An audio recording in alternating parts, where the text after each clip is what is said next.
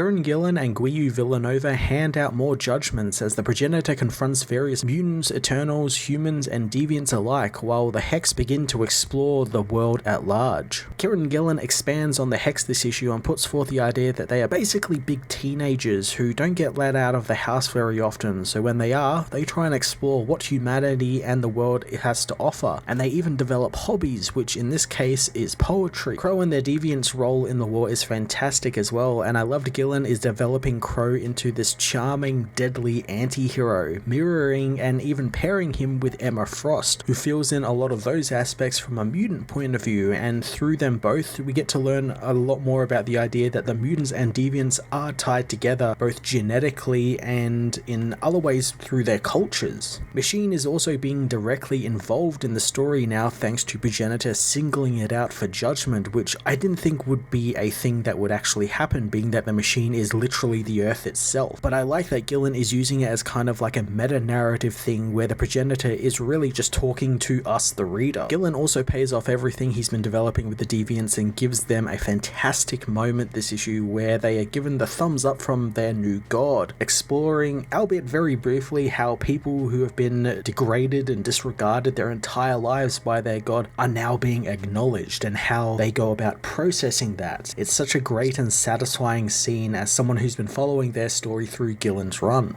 Guiu Villanova again paints the event with some beautiful colours and big sweeping cinematic sequences and smaller character driven sequences during the judgments, like the deviants being judged right, which Villanova handled in a really reserved way in keeping with Gillen's script, capturing their shocked nature and how these people really process what is happening to them and not really understanding what's happening to them. Death to Mutants issue 2 was a fantastic and very rewarding issue for readers of Gillen's Eternals run, paying off many of his hanging plot points with the Deviants while building out some characterization for the Hex. I'm going to give this issue a 10 out of 10.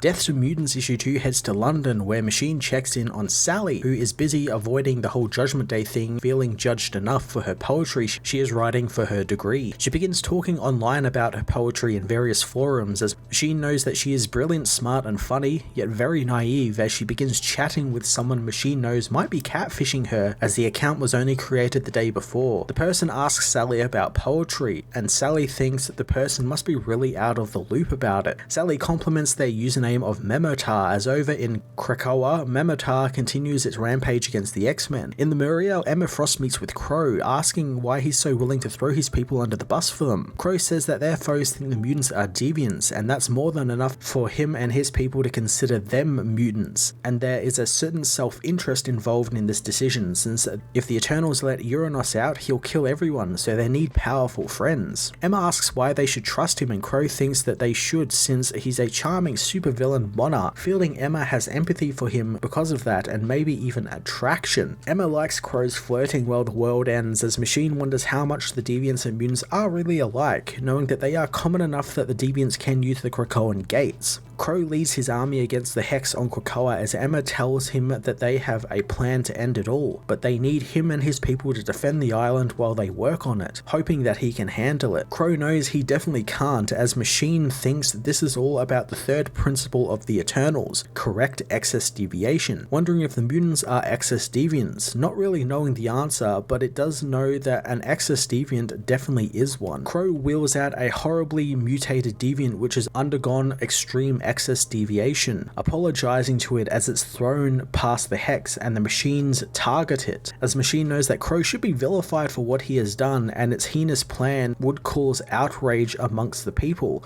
that is if it wasn't such a success. The deviant draws off the Hex thanks to how excess its deviation is, allowing Cyclops and his team to begin their mission. Later, after a break in the attack, Kro tells Emma that the peace won't last and another attack is imminent. He knows Emma seems upset, asking what's wrong with her, so Emma says that she saw the progenitor and got the thumbs down, which actually hurt her. Kro thinks that she is angry and disgusted with herself, and maybe the Eternals are right and they are deviants, but there is an ancient deviant proverb he is reminded of, telling Emma that the Celestials can go fuck themselves. Machine remembers how 20,000 years ago, Kro was just a boy when the Celestials came to Lemuria and killed everyone, never forgetting what Arasham did to his people and what he's been running from for his whole life, knowing that it will eventually catch up to him. Kro is suddenly brought into the presence of the progenitor, who demands to know why he brought his people there to die. Kro says that it's better to stand with powerful people, and he had hoped that the new god would be more clement than the old one, and if he isn't, it doesn't matter since they are just caviar on his palate once more. The progenitor,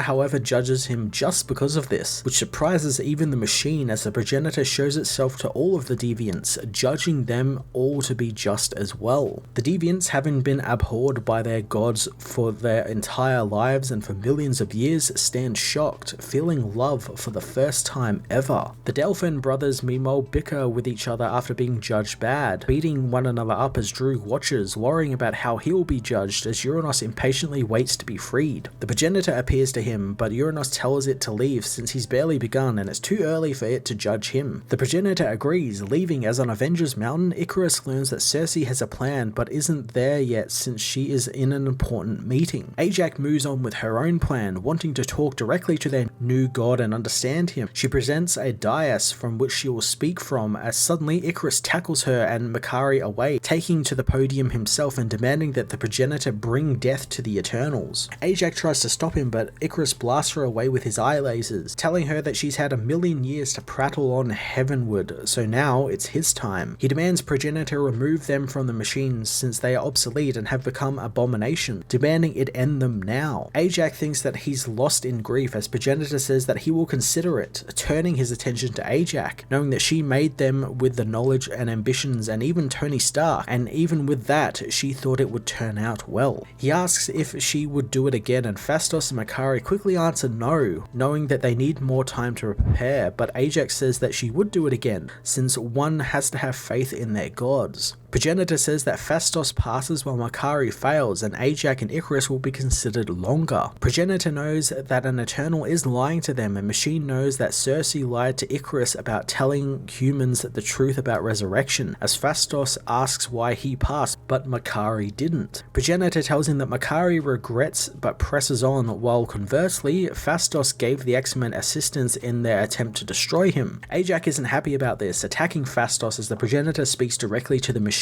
being very well aware it's been watching and pretending to help, but it never helps and it won't escape judgment. Machine hopes that Circe's plans are a good one, as at the Hall of Blades, Jack of Knives tells Circe that he isn't some stupid criminal and won't be breaking into the exclusion, and besides, Prime Eternal has him on retainer, so he can't be messing with him, and the Wardens will hold a grudge forever if he does do it. Circe knows that he's just haggling at this point, so she tells him that if this works, she will give him a tomorrow, and then another, and then another. Jack agrees, knowing that he had planned for this as he retrieves a specific blade for this type of job, one that will allow him to cut into the exclusion and give them a way in. Circe and Jack get on with their prison break, freeing Thanos' brother Eros from the exclusion. The Eternal asks what happens next, so Jack says that they will use his stealth field to get back through the incision he cut into the exclusion, but Lokivia's daemons will see the breach. Eros wishes to see his mother first before going, heading out to see her and find out that she has been judged. Susan says that the progenitor came for her but declined to judge her for now. Eros thinks that he's wasted so many years but won't waste any more, wanting to balance the scale for his cursed family and the world. Sally meanwhile is judged by the progenitor, who appears before her as her kindly grandmother, giving her the thumbs down. Sally is rightly shocked to have contributed to the possible doom of the world and humanity, as she tells Memator about it, and the being tells her to publish her poetry quickly, since they wish to read it. Sally asks if they have been judged yet, but the being says that it hasn't, not thinking that it will get the thumbs down and that they will be judged for something else entirely, as Mematar continues its genocide of the mutant population, composing some poetry as it does so, hoping that Sally, its new friend, will like it as much as the god likes the burning.